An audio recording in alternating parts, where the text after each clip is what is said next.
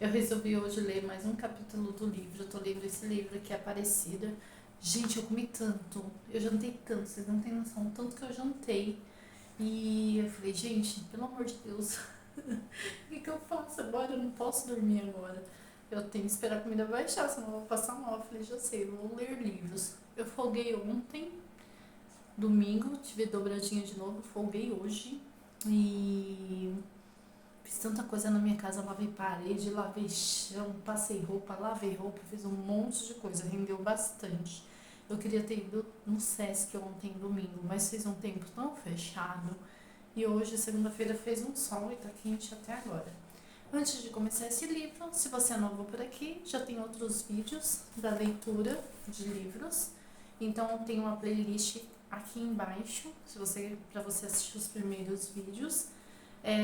Para membros, o livro já está completo, todo está completo para você escutar, assistir, põe um foninho de ouvido. Eu costumo pegar esses vídeos de leitura de livros, coloco o fone de ouvido, vou escutando, não vou fazendo serviço, eu vou fazendo dessa maneira.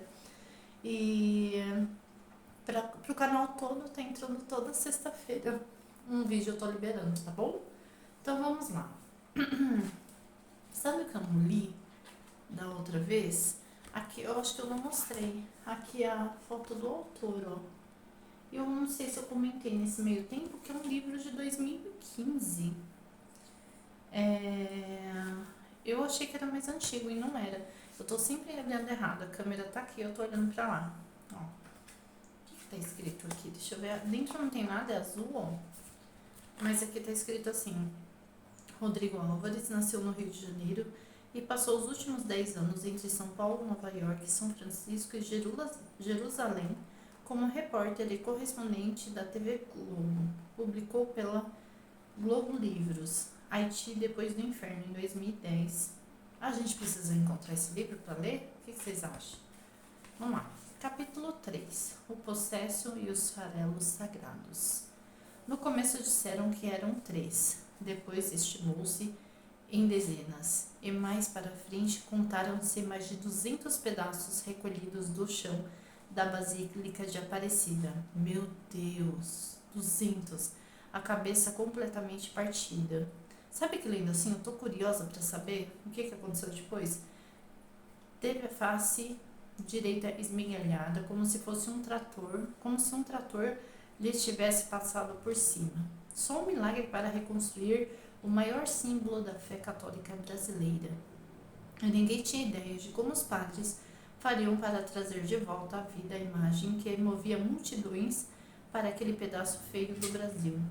4 dias depois, o bispo, os padres e o povo lotaram a praça em frente à Basílica para o que foi chamado de ato de desagravo a Nossa Senhora Aparecida.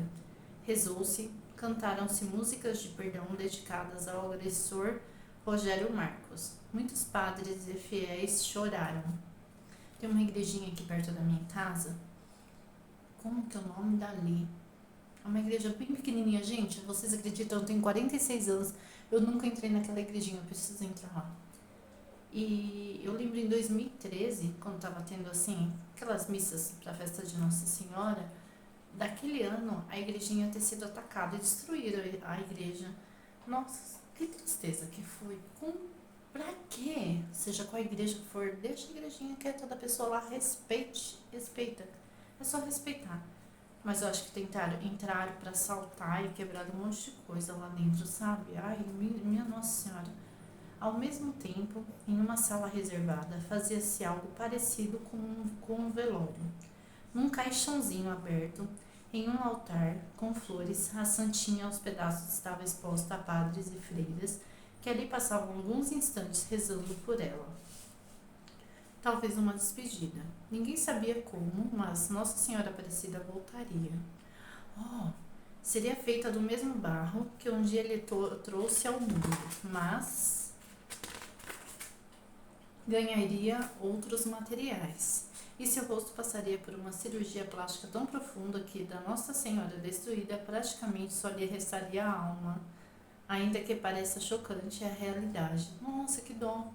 De volta ao martírio daquele dia, era preciso fazer alguma coisa para levar a esperança de incontáveis brasileiros de novo ao altar. Nos dias que se seguiram ao atentado, os padres pensaram em colocar uma réplica de Aparecida no lugar da escultura quebrada e não contar nada a ninguém.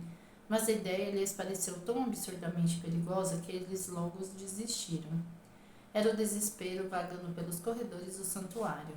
Os padres não faziam outra coisa senão discutir o que fazer para a Santinha renascer dos farelos sagrados que foram catados do chão da igreja. Tem uma foto aqui que eu não sei se faz parte disso. É porque fala que a cabeça se foi, né? Deixa eu ver, ó. Aqui, vou mostrar pra vocês a foto. Ó, parece um caixãozinho, né? Olha o tanto de pedaços, gente, que dó. Né? Vamos lá. Eu me perdi aqui, peraí, deixa eu parar um pouquinho. Tô com um cachorro chorando aqui no chão, querendo subir no sofá e não quer subir, aí fica chorando.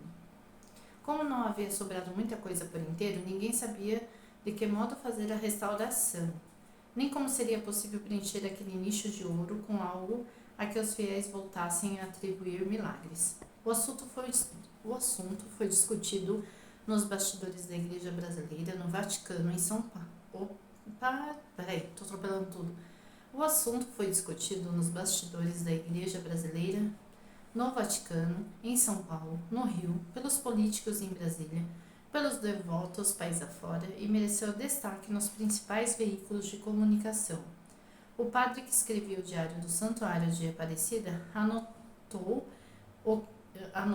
que os jornais imprimiram comentários bons, maldosos, falsos, inventados e apimentados, explorando o assunto ao máximo, até que teve início a Copa do Mundo da Argentina, que daria uma contestadíssimo título aos donos da casa e um reclamadíssimo terceiro lugar ao Brasil. E por causa do futebol, a Santinha saiu das primeiras páginas dos jornais. Curiosamente, sem que ninguém se desse conta, a salvação da Nossa Senhora brasileira viria justamente da Argentina. Nos dias que se seguiram ao atentado, o Brasil descobriu, afinal, quem era o invasor atordoado. Rogério Marcos de Oliveira tinha 19 anos, se apresentou à polícia como estudante, morava na rua Moscou, em São José dos Campos e aparentemente vivia na Lua. Fogo, né? Seria frequentemente chamado de possesso ou débil mental. Não restava dúvida entre os católicos de que só alguém, sem miolos, possuído pelo demônio ou drogado, atentaria contra a Mãe de Deus. Padres disseram na época que Rogério Marcos andava sob a influência narcótica dos sermões de um pastor, aparentemente possuído por uma raiva incontrolável daquilo que desde Calvino e Lutero era o alvo de grande parte da fúria dos protestantes contra os católicos. O culto às imagens e a adoração de figuras humanas, especialmente o culto a Maria. Eu sempre esqueço de pegar água. João Calvino e Martinho Lutero, o teólogo e o monge, que no século... Olha eu lá com o século de novo. XVI, está escrito. Inspiraram o movimento de reforma do cristianismo. Foram as bases das denominações religiosas protestantes e mais recentemente evangélicas. Entre muitas outras críticas às práticas católicas, os teóricos do protestantismo entendiam que o culto à Virgem Maria contrariava a lei de Deus, mais especificamente o que está nos primeiros livros do que os cristãos chamam de Velho Testamento e o que os judeus chamam apenas de Bíblia. Foi em data imprecisa, embora mais de 1000 anos antes de Cristo, que Moisés deixou o Egito, levando seu grupo pelo deserto em direção à terra prometida por Deus a Abraão. Naquela época, o destino era Canaã, hoje em Israel. No terceiro mês da viagem, sem jamais chegar ao destino, aqueles hebreus acordaram com o som Acordaram com o som de trombetas e uma terrível tempestade. Aí por isso que não chegou. Começaram a tremer. Por ordem de Moisés, que cumpriu ordens de Deus, saíram todos do acampamento e ficaram aos pés do monte Sinai, ainda no Egito. As montanhas em volta deles estavam em chamas. Deus, a quem eles chamavam de Javé, desceu dos céus. Ai, já pensou que medo, gente? Moisés falava com Javé e ele respondia com trovões. No meio da tempestade, Moisés enfrentou uma subida dificílima até o alto do monte Sinai. E lá no alto, a sós com Javé, falou novamente com ele, dessa vez na língua dos homens. Foi quando aquele Deus, que se dizia ciumento, começou a ditar-lhe os mandamentos. A primeira ordem foi para que ele fosse o único Deus do povo de Moisés. Não terás outros deuses diante de mim. A tradição judaico-cristã registra 10 mandamentos. Ainda que os 10 mandamentos católicos sejam diferentes daqueles ditados por Moisés e aceitos até hoje pelos judeus e adotado pelos protestantes, é o segundo mandamento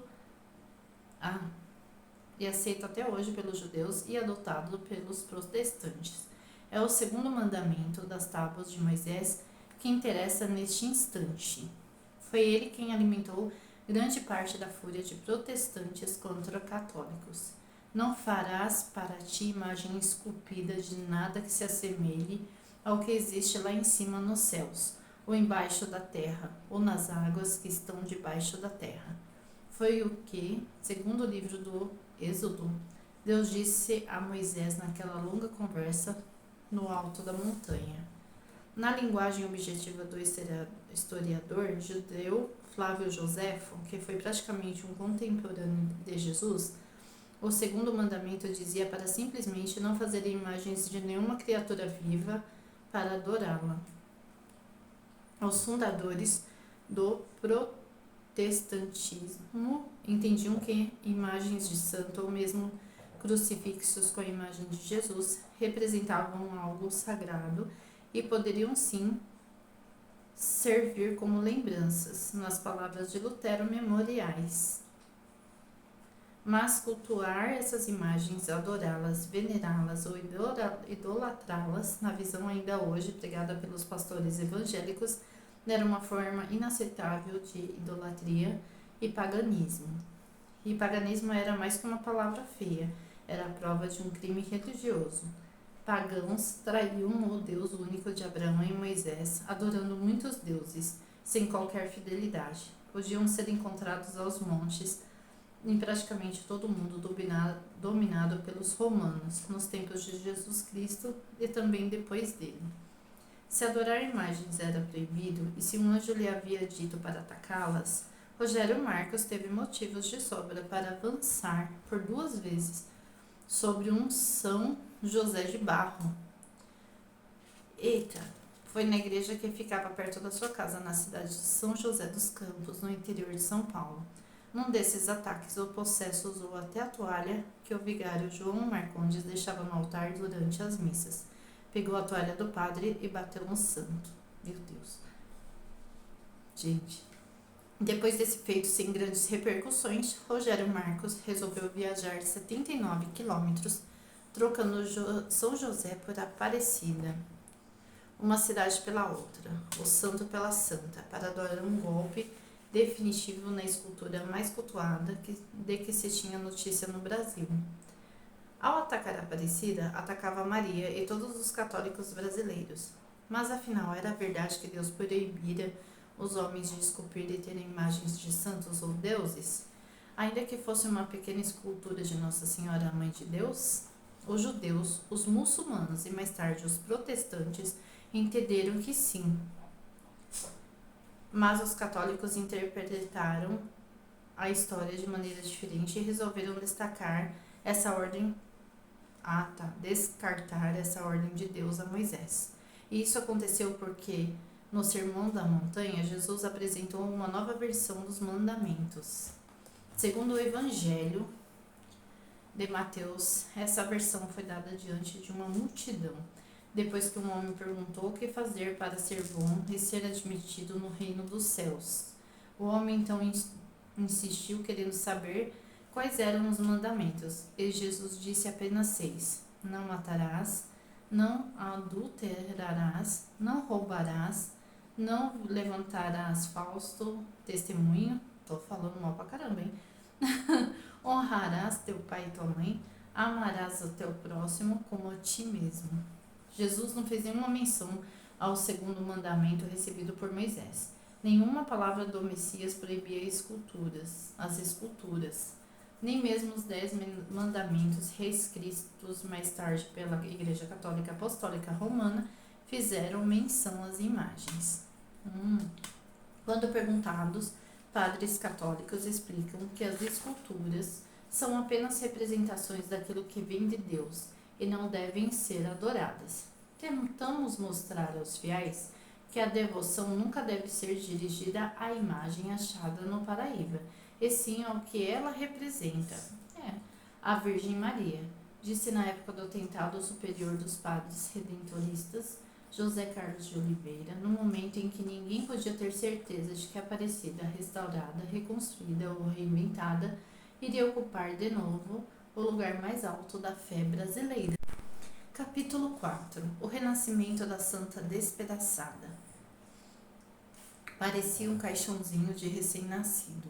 Parecia a caixa de uma grande joia. Dependia de quem visse.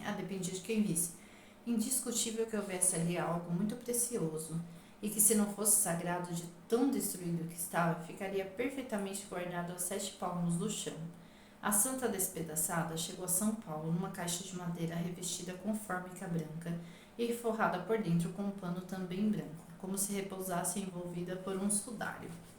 A caixa trancada com uma pequena chave escondia o que restava daquele corpo de barro, com seus 2 quilos e 550 gramas distribuído irregularmente em dezenas de partes minúsculas e incontáveis farelos. As partes maiores estavam unidas por um elástico. Partes médias vinham soltas na caixa sobre o pano branco e chumaços de algodão, e as migalhas do que se imaginava ser a cabecinha da santa estavam numa caixa de plástico pequena, antecipando o que só mais tarde se revelaria uma inútil tentativa de salvamento. Vamos ver a fotinho de novo pra gente relembrar? Que deve ser isso, né? Porque falou que... Ai, cadê a foto, meu Deus? Eu tinha visto aqui logo no começo, já perdi a foto. Quem disse que eu acho? Peraí. Aqui, ó. Uma caixinha. Gente, a cabeça tá aqui dentro, ó. Tudo esfarelado. Os elásticos amarrados. Ai, imagina que desespero, meu Deus do céu. O que é aqui em cima? Aqui é uma caixinha, ó.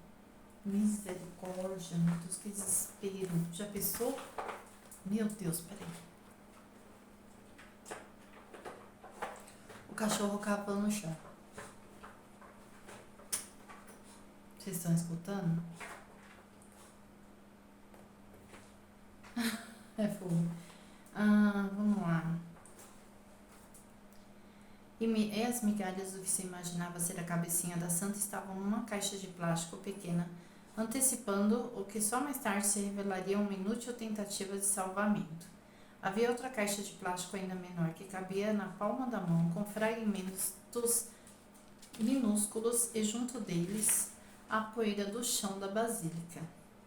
Tudo aquilo havia sido catado e varrido do jeito que fora possível, naquela noite de afobamento, escuridão e rara ventania na cidade de Aparecida. Rara ventania, já pensou? Os encarregados do valiosíssimo transporte foram 2 padres, vestidos de paletós escuro como exigia a formalidade da circunstância, decididos a atravessar no mais absoluto segredo as 185 quilômetros que separavam a Basílica Velha em Aparecida da Avenida Paulista em São Paulo. Nossa, isso tudo! E eu querendo ir pra lá nas minhas férias, nossa, é longe. E a romaria às avessas transcorreria sem problemas, e sem que ninguém tivesse a menor ideia de que exatamente os padres carregavam. Restaurar a santa fora de Aparecida tinha sido uma decisão difícil que demorara mais de 1 mês para ser tomada. Eram muitas questões importantes a decidir, mas a demora se devia principalmente à teimosia de um padre. O padre Isidoro de Oliveira Santos, reitor do Santuário de Aparecida, perdão, meu Deus, eu dei risada dele, acreditava que ele mesmo, um artista, ainda que frustrado e jamais reconhecido como tal entre os colegas, poderia fazer o restauro. Oh, meu Deus! Afinal, seus padres já tinham se encarregado de tantos reparos e mudanças estéticas na imagem que tão bem protegiam, se até mesmo a reposição do cabelo comprido havia sido uma solução caseira, por que dessa vez se entregaria o trabalho a terceiros? E ainda mais, por que razão confiar a padroeira do Brasil a pessoas sem qualquer relação com a igreja, já que não se sabia nem mesmo se eram devotas? Contrariado e certo de que poderia ser ele o próprio responsável pelo renascimento da imagem, lá estava o ressentido e encafifado padre Isidoro na sala de restauro do MASP.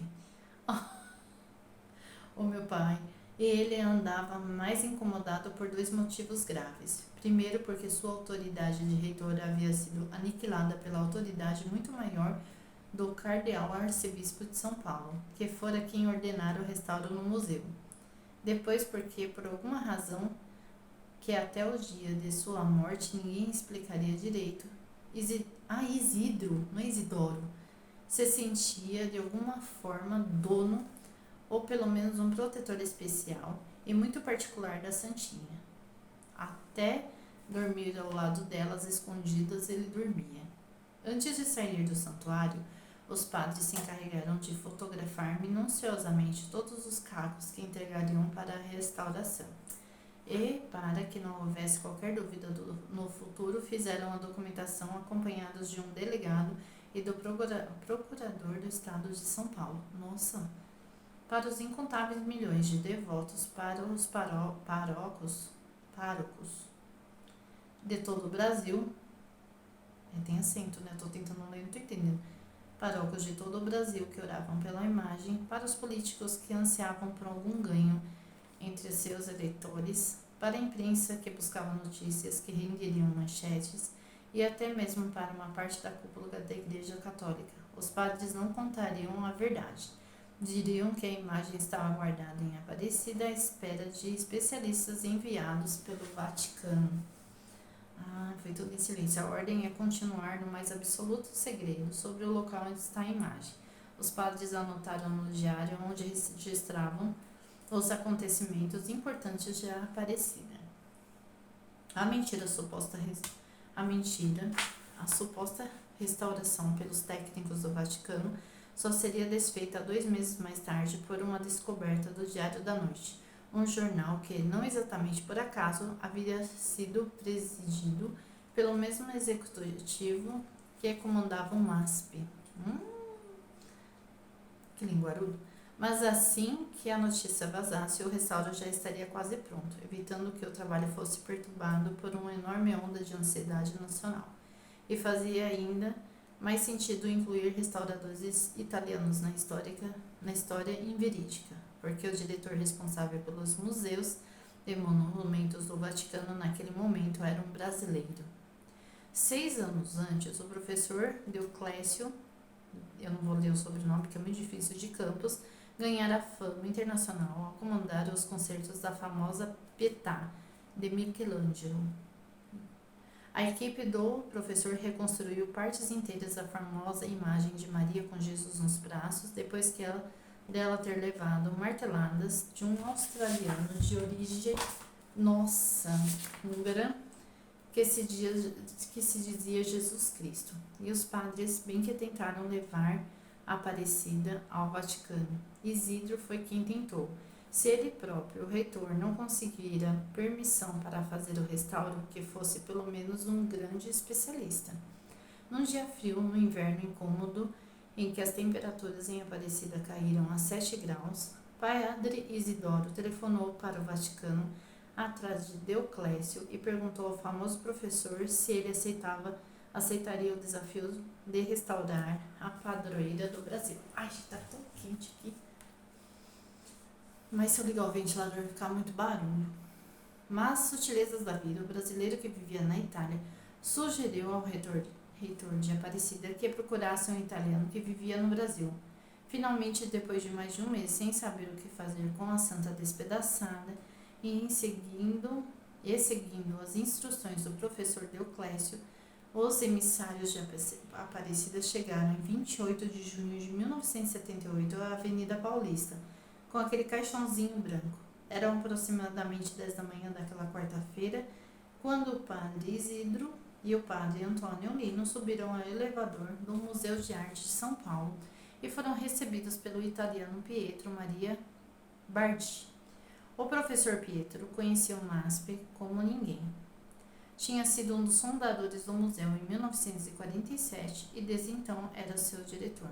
Levou os visitantes pelo extenso corredor no primeiro andar até uma sala localizada no fundo para que conhecessem quem realmente colocaria as mãos no barro sagrado.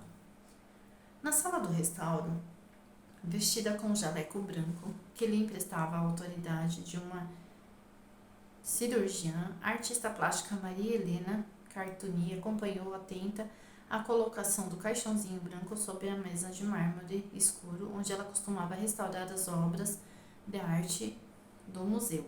Quando o padre Isidro abriu a caixa misteriosa, ela fez o possível para esconder o pânico. Meu Deus, imagina! Descobriu-se diante de uma imagem oca e frágil, com casca de ovo, como um coração de mãe abandonada implorando por uma graça. Vocês são católicos? Oi?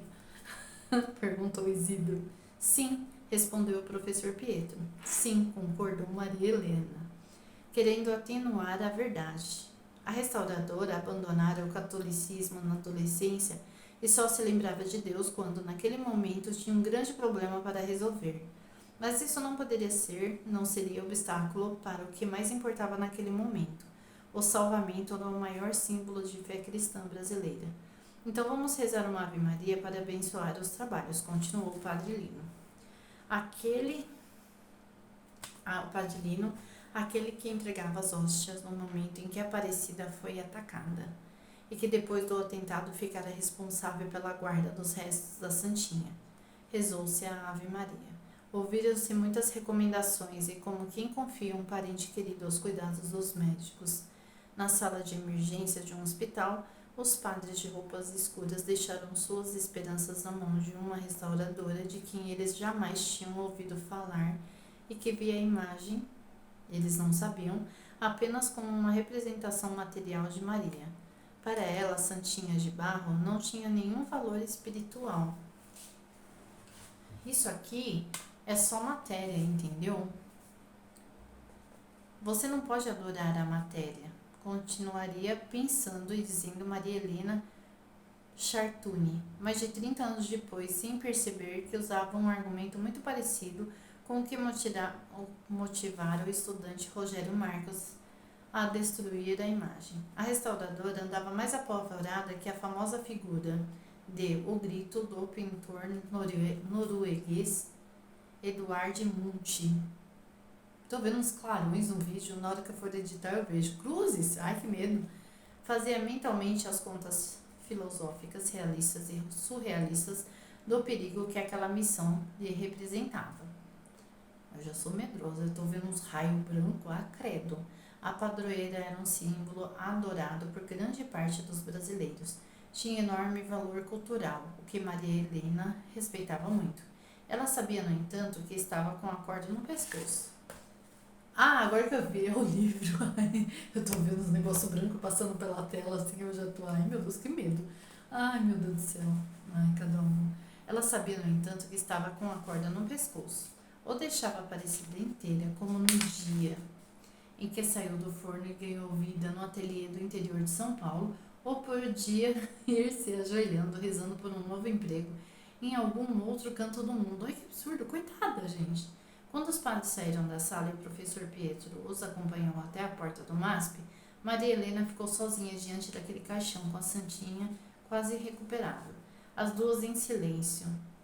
E no vazio da sala de restauro, pensando no que faria para ressuscitar a Aparecida, relembrou a primeira vez que a vira, mais de 2 décadas antes. Foi durante um passeio promovido pelo colégio Sacré-Cœur, tá escrito, de Marie, comandado por uma congregação de freiras na cidade de São Paulo. A excursão de meninas para adolescentes fora até a Basílica de Aparecida para conhecer a Virgem e rezar diante dela.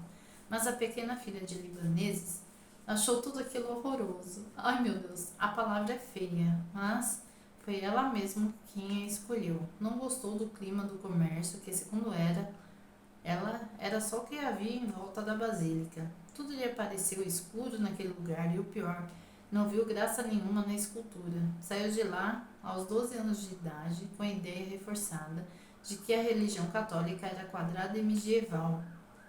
Um pensamento que não tinha mudado praticamente nada naquela quarta-feira, quando a santa surgiu fragilizada diante dela, quase que implorando misericórdia para voltar a sorrir. De repente, como se a fé lhe tivesse brotado outra vez, como se conversasse com a mãe de Jesus, a restauradora rompeu o silêncio, ainda que em pensamento, quase ordenando uma graça. Ai, meu Deus, você me colocou nesse problema. Agora você vai me ajudar a sair dele. Eita!